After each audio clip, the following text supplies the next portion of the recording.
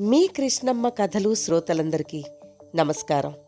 ముందుగా మీ కృష్ణమ్మ కథలు ఛానల్ని సబ్స్క్రైబ్ చేసుకోని వారు దయచేసి వెంటనే సబ్స్క్రైబ్ చేసుకొని బెల్ ఐకాన్ని నొక్కండి. నోటిఫికేషన్ల రూపంలో కొత్త కథల వివరాలు వెంటనే మీకు అందుతాయి. అలాగే కథ నచ్చితే లైక్ చేయండి. ఈ వీడియోలో మీరు వినబోతున్న కథ సమిధలు. రచన మీనాక్షి శ్రీనివాస్ గారు. ఇక కథలోకి వెళ్ళిపోదామా? ఒరే చిన్నా, టీవీ పెట్టు త్వరగా. వేళ కాని వేళలో ఆఫీస్ నుంచి రావడమే కాకుండా వీధిలోంచే టీవీ పెట్టమంటూ వస్తున్న భర్తను ఆశ్చర్యంగా చూసింది అనుపమ. ఏం జరిగిందండి? ఎందుకలా ఉన్నారు? ఏమిటా కంగారు? తన మాట వినిపించుకోకుండా వీడియో గేమ్ ఆడడంలో బిజీగా ఉన్న చిన్నాగాడిని కోపంగా చూస్తూ టీవీ ఆన్ చేశాడు శ్రీరామ్. అరే, ఏమైందంటే చెప్పరేం?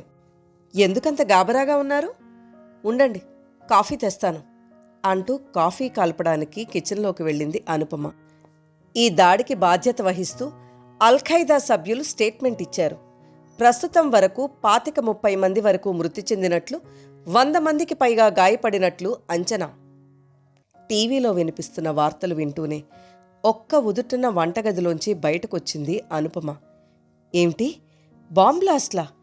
ఎక్కడా ఎక్కడా అంటూ టీవీలో ప్రత్యక్ష ప్రసారం, కింద స్క్రోలింగ్.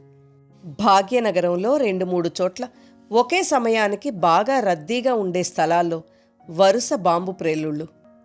మనసు నీరైపోయింది అనుపమకు. ఎంత దారుణం! ఆ దాడిలో గాయపడిన ఏ ఒక్కరి మీద ఎవరికీ కక్షా కార్పణ్యం ఉండవు. ఆ బాంబ్ బ్లాస్ట్లు చేసిన వారికి కానీ చేయించిన వారికి గాని అక్కడ మృతి చెందిన వారెవ్వరూ శత్రువులు కారు. మరి ఎందుకింత నిర్దాక్షిణ్యంగా, అమానుషంగా ఇంతటి విధ్వంసానికి ఉడిగట్టారు? ప్రత్యక్ష ప్రసారం కొనసాగుతూనే ఉంది. మృతుల సంఖ్య పెరుగుతూనే ఉంది. క్షతగాత్రుల సంఖ్యకు అంతమే లేదు. ఆ సంఖ్య నిమిష నిమిషము మారిపోతోంది. రాష్ట్ర ప్రభుత్వం వెంటనే స్పందించింది. పోలీసు యంత్రాంగాన్ని అప్రమత్తం చేసింది. బాంబు దాడిని తీవ్రంగా ఖండించింది. సంఘటనా స్థలిని రాజకీయ నాయకుల సందర్శనం, మృతులకు లక్షల రూపాయల ఎక్స్గ్రేషియా, గాయపడిన వారికి వేలల్లో నష్టపరిహారం.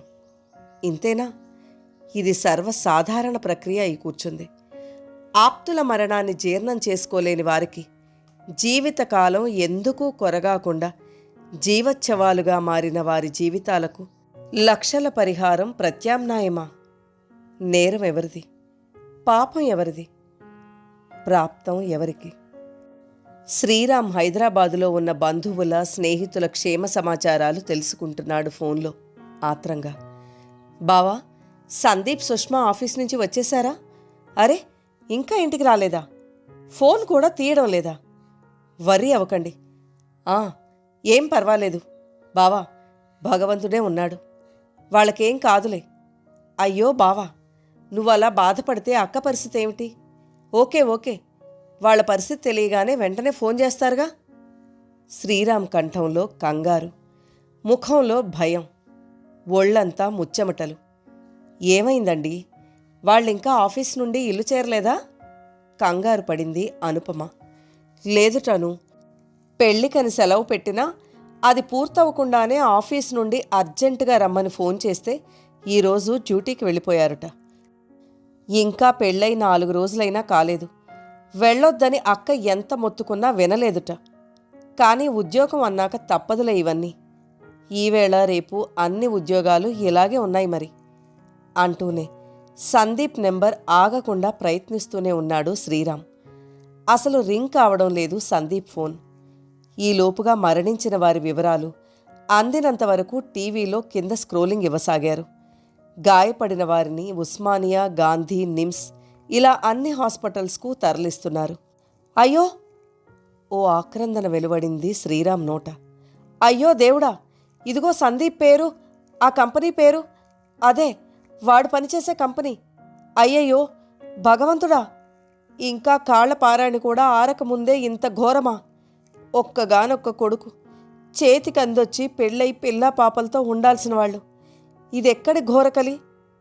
రెండు చేతులతో ముఖం కప్పుకొని ఒక్కసారిగా భోరుమన్నాడు శ్రీరామ్. అవడానికి మేనలుడే అయినా ఇద్దరికీ మంచి స్నేహం. వయసులో కూడా పెద్ద తేడా లేకపోవడంతో దాదాపుగా ఇద్దరూ అక్క ఇంట్లో కలిసే పెరిగారు, కలిసే చదివారు.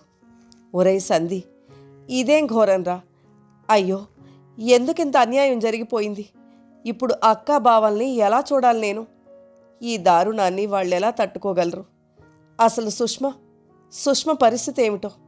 అను, త్వరగా బయలుదేరు, అక్క దగ్గరికి వెళదాం కారులో అన్నాడు శ్రీరామ్. వద్దొద్దు, ఈ పరిస్థితిలో మీరు డ్రైవ్ చేయలేరు, బస్సులో వెళదాం. కాదు కాదు, నేను వెంటనే అక్కను చూడాలి. అయ్యో, దాన్ని ఇప్పుడు ఎలా ఫేస్ చేయాలో? ఇంకా మనమంతా వాడి పెళ్లి హడావుల్లో ఉన్నట్టే ఉంది. ఇంతలోనే ఇంత ఘోరం.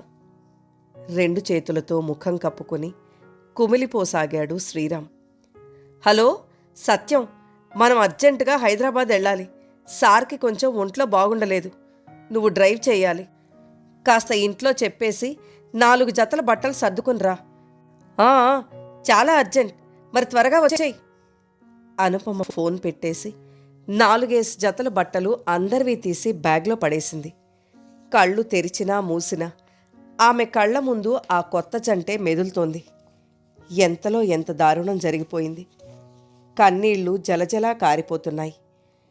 నిస్సహాయతలోంచి కోపం, పట్టరాని ఆగ్రహం పెళ్ళుబుకుతోంది. ఏమైపోతోంది ఈ దేశం, ఈ సమాజం? ఇంత ఆటవికత, ఎంత రాక్షసత్వం, అమానుషత్వం! ఏమైనా గొడవలు అవి ఉండి ముఖాముఖి కొట్టుకుంటే అదో దారి. కానీ ఇదేమిటి? ఎవరి మీద ఈ కోపం? ఎవరిని సాధించి ఎవరిని బాధిస్తున్నారు? అన్ని దాడుల్లోనూ నష్టపోతున్నది అమాయక సాధారణ ప్రజానీకమే. దీనికి అంతం ఎప్పుడు? కాలంతో పాటుగా పెరిగిపోతున్న ఈ అరాచకత్వానికి ముగింపెప్పుడు? ప్రభుత్వాన్ని కల్లోలపరచాలంటే మార్గం ఇదా? ఆ సమయంలో అక్కడున్న ప్రజ, కూలీ నాలీ జనం, సామాన్య ప్రజానీకం వీళ్ళెవరికీ అటు ప్రభుత్వంతో కానీ ఇటు ఉగ్రవాదంతో కానీ ఎటువంటి సంబంధం, ఎటువంటి వైరమూ లేదు. మరి ఎందుకిలా మాటిమాటికి దాడులకు బలైపోతున్నారు? భార్యలకు భర్తలను, భర్తలకు భార్యలను, తల్లిదండ్రులకు బిడ్డలను దూరం చేస్తూ, తల్లిదండ్రులను పోగొట్టి బిడ్డలను అనాథలుగా మార్చే ఈ మారణ హోమం ఎప్పటికాగేను? కళ్ళు అవిరామంగా వర్షిస్తుంటే మనసు మదనపడుతోంది అనుపమకు. మేడం, కారు తెచ్చాను. క్రింద నుండి సత్యం ఫోను. పదండి పదండి.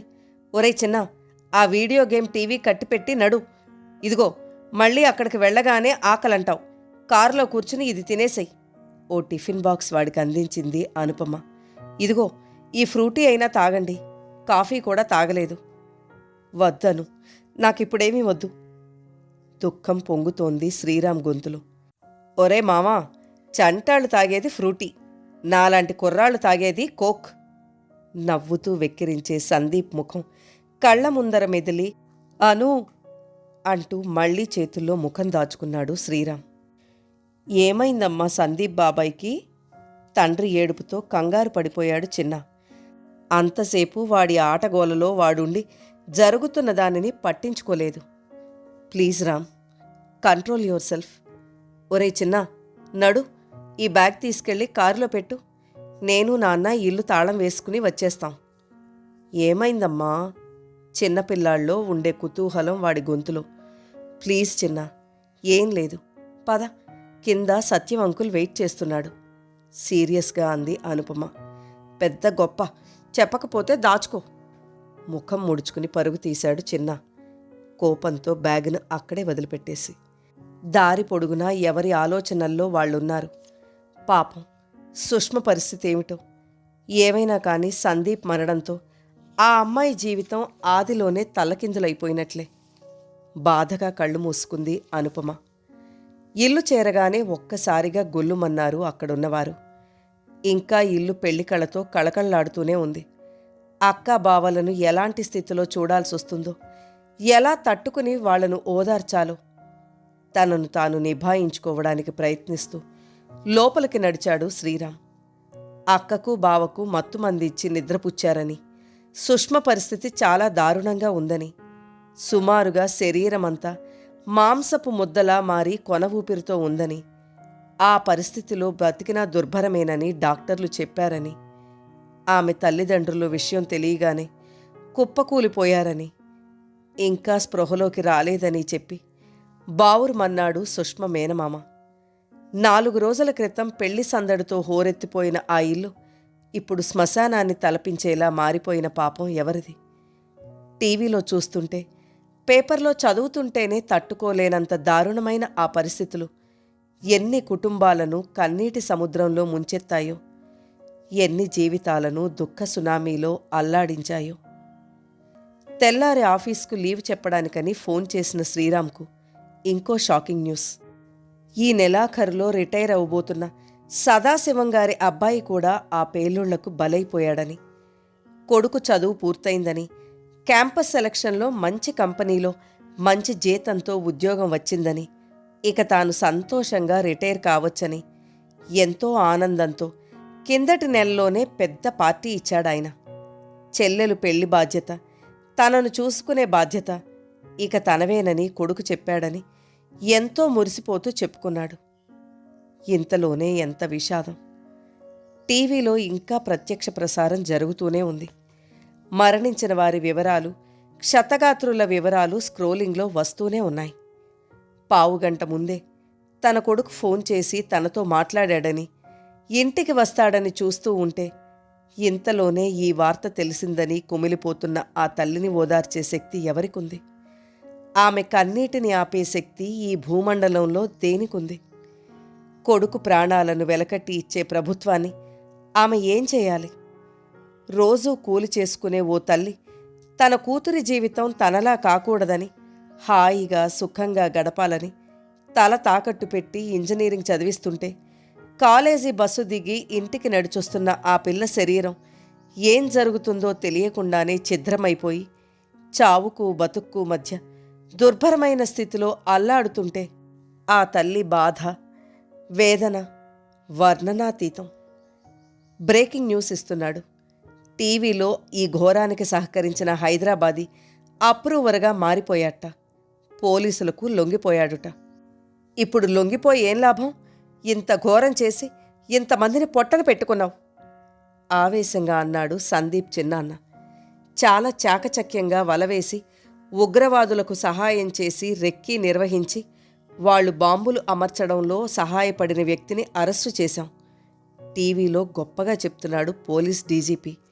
ఈ పేలుళ్ల లైవ్ టెలికాస్ట్ ఇస్తున్న న్యూస్ ఛానల్ వారిని కలిసి ఈ చర్యకు నైతిక బాధ్యత వహిస్తూ తాను లొంగిపోవడానికి వచ్చానని, అయితే ముందుగా టీవీలో తాను కొన్ని విషయాలు మాట్లాడి ఈ బాంబు దాడిలో ప్రత్యక్షంగా పరోక్షంగా నష్టపోయిన వారికి తాను క్షమాపణ చెప్పాలని, తానెంత ఘోరం చేశాడో, డబ్బు కోసం ఎంత నీచమైన తప్పు చేశాడో తను నష్టపోయాక అనుభవంలోకి వచ్చిందని, అంత పాపానికి ఒడిగట్టిన తనకు దేవుడు తగిన శిక్ష విధించాడని, తన ఒక్కగానొక్క కొడుకు కూడా అదే పేలుళ్లలో చనిపోయాడని, ఎప్పుడు ఎక్కడ బాంబులు పెట్టినా ఎటువంటి పరిస్థితుల్లోనూ తన వాళ్లను ఇంటి నుంచి బయటకు కదలనీయకుండా తాను కట్టుదిట్టం చేసేవాడనని, ఈసారి మాత్రం తన కొడుకు తనకు చెప్పకుండా స్నేహితులతో కలిసి సినిమాకు వెళ్ళిపోయాడని, తను ఫోన్ చేసి అడిగిన భార్య విషయం తెలియక తను తిడతానని, పిల్లవాడు ఇంట్లోనే ఉన్నాడని అబద్ధం చెప్పిందని, లేకలేక కలిగిన ఒక్కగానొక్క కొడుకు మరణంతో తనలో పశ్చాత్తాపం కలిగిందని, ఆ కష్టం దుఃఖం ఎంత భరింపరానిదో అనుభవంలోకి వచ్చి తన తప్పును ఒప్పుకుని అప్రూవర్గా మారిపోతున్నానని, ఇదివరకు కూడా ఇండియాలో జరిగిన అనేక పేలుళ్లలో ఉగ్రవాదులకు తానెంతో సహాయం చేశానని, ఈ జన్మలో చేసిన పాపం ఈ జన్మలోనే తనను వెంటాడిందని, విషయం తెలిసిన భార్య మెంటల్ షాక్ అయిపోయిందని చెప్పి వలవలా ఏడ్చాడు. అయితే లైవ్ టెలికాస్ట్ అయి పోలీస్ కస్టడీ మధ్య టీవీ స్టూడియోలో నుంచి బయటకొస్తుంటే గుర్తు తెలియని వ్యక్తులు కాల్చి చంపేశారు. అప్రూవర్గా మారితే తమ రహస్యాలు, యాక్టివిటీ అన్నీ బహిర్గతమవుతాయన్న భయంతో అతన్ని మట్టుబెట్టిన వైనం మొత్తం పోలీసు యంత్రాంగాన్ని, ప్రభుత్వ యంత్రాంగాన్ని కలవరపరిచింది. ఉగ్రవాదం చాప కింద నీరులా దేశమంతటా ఎంతగా ప్రబలిపోయిందో అన్నదానికి నిదర్శనమే ఈ దాడి. స్వార్థ ప్రయోజనాల కోసం రాజకీయ చదరంగంలో పావులుగా పెంచి పోషించిన ఉగ్రవాదం ఎంతటి ప్రమాదకరమైనదో ఆలోచిస్తే భయంతో జలధరించిపోతోంది మనసు. సుష్మా వారం రోజులు మృత్యువుతో పోరాడి పోరాడి గెలిచింది అని ఎందుకనడం అంటే, బ్రతికితే జీవితాంతం ప్రత్యక్ష నరకం అనుభవించాలి. ఆ బాధ లేకుండా చనిపోయి గెలిచింది. ఎంతోమంది మృత్యువాత పడి తమ వాళ్లకు ఆరని దుఃఖాన్ని, దుర్భరమైన వేదనని మిగిల్చి తాము తరలి వెళ్ళిపోయారు. కాని చాలామంది అటు చావుకు ఇటు బ్రతుకుకు కాక మధ్యస్థంగా తాము నరకం చూస్తూ తమ వాళ్లకు నరకాన్ని మిగిల్చిన వైనం తలుచుకునే కొద్దీ గుండె చెరువవుతోంది. సందీప్, సుష్మ, శ్రీరామ్ కొలీగ్ కొడుకు, ఇంకా ఇలా ఎంతమంది బలైపోయారో, ఇంతకుముందు ఎంతమంది బలయ్యారో, ఇక ముందు ఇంకెంతమంది బలవుతారో. దీనిని అరికట్టడానికి, మనుషుల్లో అంతర్లీనంగా దాగి ఉన్న దానవత్వాన్ని రూపుమార్పడానికి కృషి చేసే శక్తి, మానవాళి మీద అనురక్తిని కలిగించే ఆ శక్తి, ఒక పరమాద్భుతంగా ఆవిష్కరించే శుభగడియలు ఎప్పటికొస్తాయో కదా. ఒక్కసారిగా ఆ పొజిషన్లో తన వాళ్ళుంటే తను ఎంత వేదనను అనుభవిస్తాడు అనే ఆలోచన వస్తే ఏ మనిషి ఇలాంటి ఘాతుకాలకు ఒడిగట్టడేమో. బాబూ సందీప్, ఎందుకురా అంత తొందరగా వెళ్ళిపోయావు? నువ్వు లేకుండా ఈ అమ్మ ఎలా బతకాలిరా అంటూ గొల్లుమంది స్పృహలోకి వచ్చిన శ్రీరామక్క ఒక్క ఉదుటున ఆమె దగ్గరకు పరుగు తీసి ఆమెను ఆర్తిగా కౌగిలించుకున్నాడు శ్రీరామ్. తమ్ముడిని చూస్తూనే గోలుగోలున ఏడ్చి మళ్లీ స్పృహ కోల్పోయింది ఆ నిర్భాగ్యురాలు. ఒక్క కాలానికి మాత్రమే ఉంది ఆ గాయాలు మాన్పగలిగే శక్తి. కరడుగట్టిన పాషాణాల్ని సైతం కరిగించేలా ఉన్న ఆ హృదయ ఘోష ఆ ఉన్మాదులను మాత్రం కొంచెమైనా కరిగించలేకపోతోంది. అందుకే ఈ రక్త చరిత్ర పునరావృతమవుతూనే ఉంది, సామాన్యులను సమిధలుగా చేస్తూ. కథ నచ్చితే లైక్ చేయండి. మీరు లైక్ చేయడం వల్ల మరింత మందికి ఈ కథలు చేరతాయి.